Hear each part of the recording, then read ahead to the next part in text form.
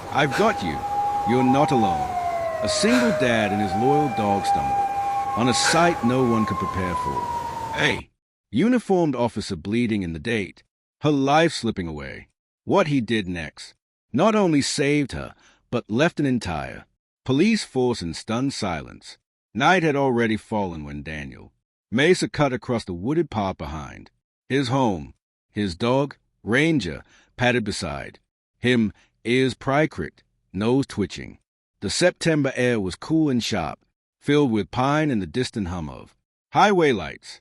Daniel had walked this path for years, a ritual to clear his mind after long shifts at the factory.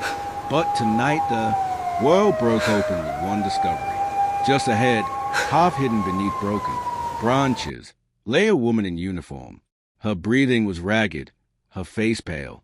Under the glow of the moon, a pool of crimson stained the earth beside her. Badge. She was a police officer, and she was dying. Daniel froze for only a second. His hands trembled, but his voice was steady as he whispered to Ranger, "Stay with me, boy." In that moment, Daniel was no longer a tired, single father. He was the man forged in Desert Wars years ago, the man who once carried his brothers through fire. The past he had buried came back in a rush. Daniel had served as a medic in the Marines. He knew the sound of lungs filling with blood, the chill of skin losing its fight. He remembered nights when he held men younger than himself, whispering, "I've got you. You're not alone." That same voice now guided him as he dropped to his knees beside the officer. Her name tag read, "Rise."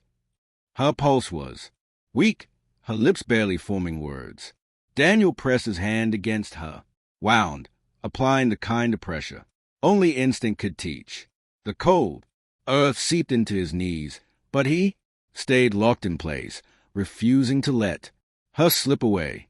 Ranger whimpered, circling as if sensing the weight of what was happening. The minutes stretched long. No one else was coming down this path. The world felt cruelly silent, as if the officer's struggle didn't matter. Daniel thought of his daughter asleep in their small house, the one person who gave his life meaning after his wife's passing. He couldn't let another family know the pain of losing someone who never came home. "Not tonight," he muttered under his breath, jaw tight. "Not on my watch." He pulled off his own shirt, tearing it with his teeth, and bound the wound. Blood stained his hands, but his resolve never wavered. He lifted Reyes gently into his arms. She gasped in pain, but clung to life. Ranger trotted beside them as Daniel carried her up the long trail toward the road. At the edge of the woods, headlights flashed. 2 police cruisers skidded to a stop. Officers poured out, hands on their weapons, startled to see one of their own limp in Daniel's arms. For a breathless moment, suspicion clouded their faces. But when they saw the torn fabric, the steady hands, and the loyal dog pacing at his side, the truth struck them. Daniel laid Reyes onto a stretcher as medics rushed in. One officer whispered, almost in disbelief, "He kept her alive." Another said she wouldn't have made it without him. Yet Daniel stayed silent. He wasn't looking for praise. He simply stood back, Ranger leaning against his leg, both of them covered in blood and dirt. Later in the hospital waiting room, the police captain approached. He looked at Daniel with something between awe and shame. 4 years, men like Daniel had gone unnoticed. Silent veterans, carrying scars the world didn't see. Now, every officer in that building knew his worth.